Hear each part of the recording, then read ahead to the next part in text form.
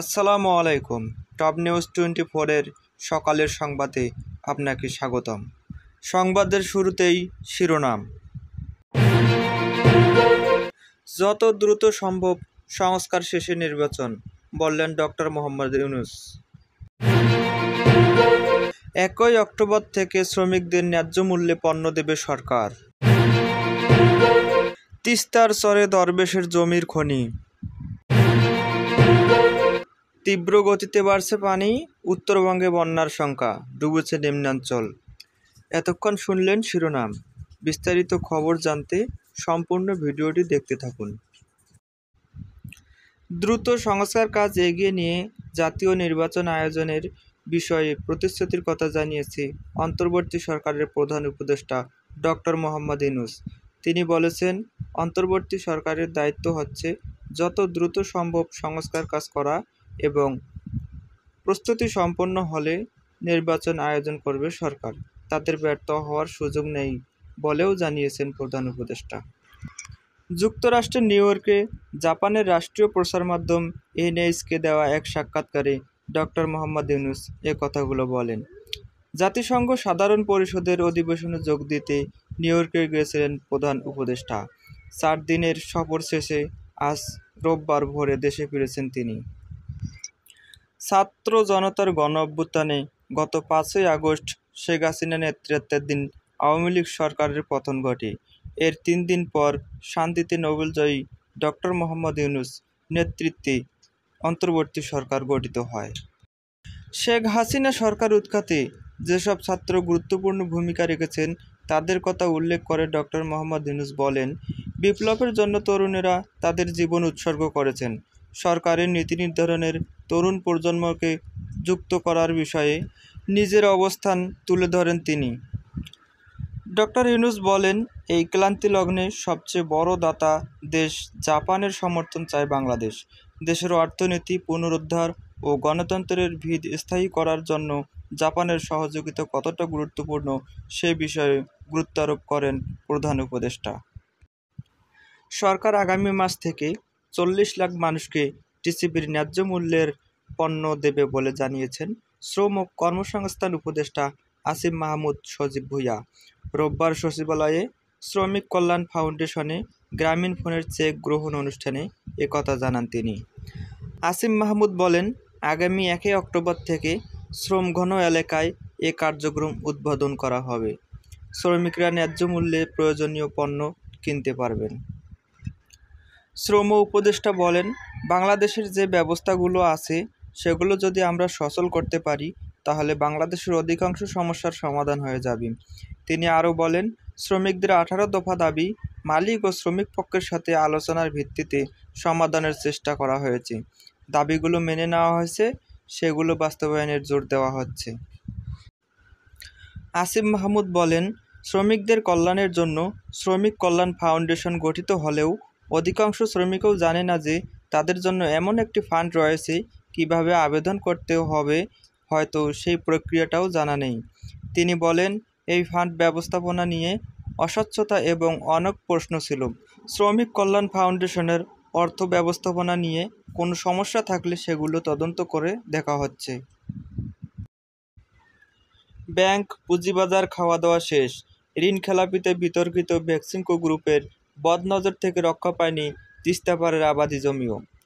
উত্তর জনপদের সাধারণ খেটে খাওয়া কৃষকের ওই জমিতে বেক্সিমকো গ্রুপ শেষ কোপ মারে। জমি দখলের আড়ালে নেয়া তিস্তা সোলার প্রকল্পটির মাধ্যমে আবাদি জমিকে অনাবাদি দেখিয়ে কখনো নামমাত্র টাকা দিয়ে কখনো বা টাকা না দিয়ে 650 বিঘা জমির নামে গ্রুপটি অবৈধভাবে দখলে নেয় 850 বিঘা জমি। জমির টাকা না পেয়ে এখনও অন্তত 50 জন জমির মালিক প্রায় দিশেহারা। সোলার প্রকল্প থেকে বিদ্যুৎ উৎপাদন করে সরকারের কাছ থেকে ঠিকই টাকা বুঝে নিচ্ছে কোম্পানিটি, কিন্তু জমির মালিকদের টাকা না দিয়ে বছরের পর বছর ঘোরাচ্ছে। অস্ত্রের মুখে ভয় দেখিয়ে দখলে নেওয়া ওইসব জমির ন্যায্য দাম দেওয়ার পাশাপাশি অবিলম্বে প্রকল্পটিতে প্রশাসক নিয়োগসহ 7 দফা দাবি তুলে ধরেন স্থানীয়রা। তিস্তাপাড়ের প্রকল্প এলাকা ঘুরে জানা যায়, 2017 সালে গাইবান্ধার সুন্দরগঞ্জ উপজেলার তিস্তাপাড়ের তারাপুর ইউনিয়নের দুর্গম চর লাটশালা ও চর খোর্দা এলাকায় নির্মাণ কাজ শুরু হয় তিস্তা সোনার লিমিটেডের। বেক্সিমকো গ্রুপের ওই প্রকল্পের ব্যয় ধরা হয়েছিল প্রায় ৩,০০০ কোটি টাকা। ওই বছরের ২৬শে অক্টোবর সরকারের সঙ্গে চুক্তি হয় পরবর্তী ২০ বছর ১৩.৯০ টাকা করে প্রতি ইউনিট বিদ্যুৎ কেনা হবে। ৫ বছর ধরে টানা কাজ করে বসানো হয় ৫.৫ লাখ সোলার প্যানেল সহ ইনভার্টার। ২০২৩ সালের ৮ জানুয়ারি থেকে শুরু হয় সৌর বিদ্যুৎ উৎপাদন। প্রথমে ডিসি বিদ্যুৎ উৎপাদনের পর এসিতে রূপান্তরিত হয়ে তা চলে যায় মেইন কন্ট্রোল রুমে। সরজমিনে কাউনিয়া উপজেলার তিস্তার ২ চর এবং তারাপুর ইউনিয়নের দুর্গম চর লাটশালা ও চর খোর্দা এলাকা ঘুরে দেখা যায় বিস্তীর্ণ এলাকা জুড়ে ওই স্তরের কাঁটাতারের বেড়া। পূর্ব অনুমতি ছাড়া কারও ভিতরে প্রবেশের অনুমতি নেই। পাশের জমিতে আবাদ হচ্ছে ধান, বাদাম সহ নানা ফসল। স্থানীয়রা বলছে ওই জমিগুলো একসময় আবাদি ছিল। প্রকল্প করার সময় প্রতিষ্ঠানটির লোকজন হুমকি ও অস্ত্রের মুখে বাসিন্দাদের কাছ থেকে জমি লিখে নিয়েছিল। এমন আরও অনেকের জমি সোলার প্যানেলের নামে দখলে নেওয়া, কাঙ্ক্ষিত দাম না পাওয়ার অভিযোগ বিস্তর। অন্তত ৫০ জন অধিবাসী ও কৃষক তাদের জমির ন্যায্য দাম না পাওয়ার অভিযোগের কথা শোনা যায়। উত্তরাঞ্চলে বড় ধরনের বন্যার সংখ্যা দেখা দিয়েছে। তিস্তার পানি বিপদসীমার উপর দিয়ে প্রবাহিত হচ্ছে।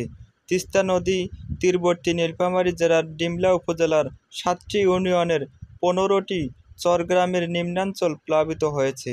রংপুরের কাউনিয়া উপজেলায় প্রায় ৪,০০০ মানুষ পানিবন্দী হয়ে পড়েছে।